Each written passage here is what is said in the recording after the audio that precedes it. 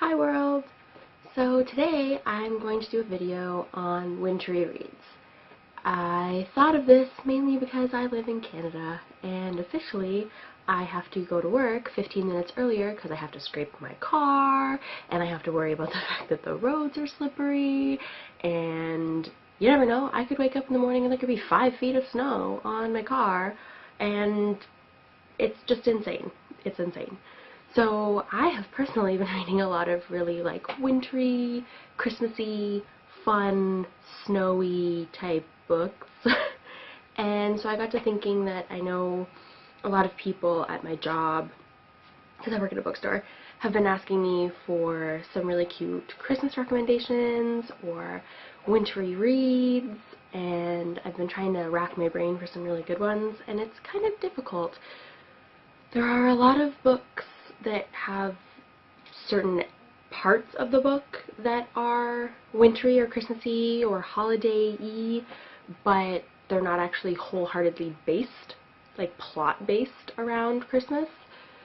So most of my recommendations will be just ones that have really good wintry aspects to them, but I did actually find a few that plot lines actually take place during Christmas.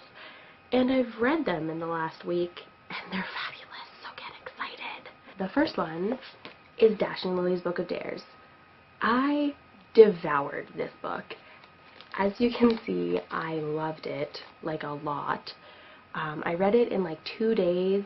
It is so cute and quirky and wonderful, and it got me so excited for snow and Christmas and winter, and just all the love for this book. The characters are well developed, the plot line is it's really just heart-wrenchingly wonderful, and it's a really good light read, so I highly recommend it. It's also really, really, really short, so that's helpful. And the second one is Let It Snow by John Green, Maureen Johnson, and Lauren Miracle. What can I say about this book? First thing I want to say about this book is that Maureen Johnson's story, which is the first story, when I was reading this, it took me a little while to get into it, and then I started loving this story, loving it. And then I got to the end, and I read it, and I was like, this isn't the end. She wouldn't do that to me. She wouldn't just, what? And then I turned the page and realized that it was moving on to John Green's short story. And before I continue, you need to understand, John Green is my favorite author, so normally I would have been ridiculously excited to read something by him that I hadn't read already. But instead of being excited for that, I was sad. I was ridiculously, ridiculously sad. All I could think was Maureen Johnson did not just write a story that was that amazing and characters that I fell in love with that quickly and then end it. Where's the rest? Has she written a full novel about these people? What happens to them when it's done? And it took me a solid 20 minutes to recover, and then I moved on to John Green's story, and then it happened again! And yeah, so this is what I'm realizing. I'm realizing that short stories kill me. They kill my heart, slowly but surely. But that being said, this book is fabulous. Obviously it's fabulous if I fell in love with the characters in about 120 pages per story. I have not finished Lauren Miracle's short story yet, but I already know that this book is fabulous and you should read it. Another thing is, because it's short stories, and if you don't have a lot of time during the holiday season, or if you're giving a book to someone who might not have a ton of time to be reading, it's perfect because they don't have to read it all at once. They can read one story at a time. But it's really good, and all of the short stories are completely separate about separate characters, but they interconnect. So it's really good. You should try it. My next pick for a wintry read is actually one that takes place in Canada. So I'm really excited about this one. Also, it's one of my favorites. And that is Scott Pilgrim. So not only does this take place in Canada, it takes place in Toronto, Ontario. So it's a very iconic setting, and if you're from the GTA or Toronto, you will recognize a lot of places that are in this book, but the whole book does not necessarily take place during the holidays, but a lot of it takes place during, when it's snowing, December, January, February. If you live in Canada, March, probably November and October also. But it's really, really good and really fast, and I read all 6 of these books this year, and I will probably reread them in 2014 because I love them that much. If you haven't read them, you should, and if you live in Canada and you haven't read them, you definitely have to. Yes, just all the yeses. Especially if you're like in any way like a geek, because there's a lot of like geeky elements to this novel. So yeah, that's all I'm gonna say. Maybe you should level up and read this book. The next one is a series of books.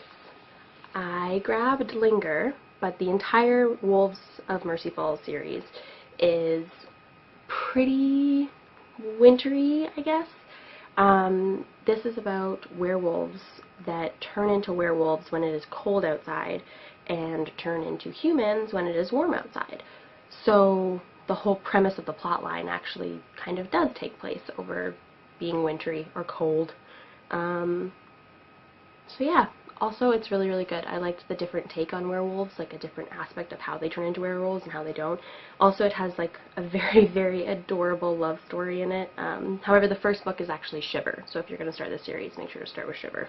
I just don't have a copy of Shiver for some reason. I must have borrowed it from someone when I initially read it. The next book is a book that I read in June that actually came out in September. I got the arc of it, and it's amazing, and that is Fangirl by Rainbow Rowell. So after I say that I received the arc of this book, I show you the hardcover copy. So that's because I actually got to meet Rainbow Rowell in October. I bought the hardcover copy so that she could sign it for me, which she did, because she's wonderful. And yes, this book, just this book. If you haven't read this book, if you haven't read Eleanor and Park, you must. It's like a Fault in Our Stars must. But this is her second YA novel. It's really good. how do I even tell you how good this book is? If you were a Harry Potter nerd, you have to read this book. Okay, so I know that most of you who read YA will already know of these 2 books because they're the most popular Christmassy, holiday-y, wintry reads in YA, but I'm still going to tell you about them because if you haven't heard of them, you should read them because they're really, really good. But yes, you have to read this book. But a large chunk of it takes place during the wintertime, and there's lots of Starbucks cuteness, and wintry hats, and mitts, and adorableness, and a wonderful male character. Book boyfriends, people. Wonderful book boyfriends who are baristas. Yes. And the last book, which again, you will probably assume, is the Harry Potter series. I grabbed the 4th book because the Yule Ball. The Yule Ball. Who doesn't think about the Yule Ball when they're thinking about Christmas time or the holidays or just wonderful snowy wonderfulness? But yeah, all of the Harry Potter books have wonderful Christmassy themes. The Weasleys and their wonderful sweaters and just all of it. Even if you just watch the movies, still wonderful holidayness. Everything about Harry Potter is pretty much wonderful. That is my wintry reads recommendation. It doesn't have to be Christmassy reads. Maybe you're not a Christmas person. Maybe you're just a holiday person. I don't know what you celebrate, and it doesn't really matter because all of these books, wintry reads. Wintry reads. I hope that everyone enjoyed the video, and if you have read any of these books, please tell me what you thought about them, and if you haven't read them but now you want to read them, be sure to let me know. If there's any more recommendations that I haven't read that are maybe Christmassy, be sure to tell me because I want to know. I definitely want to know. Otherwise, I really hope everyone's having a good holiday, and I will hopefully be uploading more videos soon. And yeah, if you like my videos, please subscribe, and if you have any recommendations for videos I should do, or anything pretty much, or if you just want to chit-chat, be sure to comment below. And have a wonderful day, and bye world!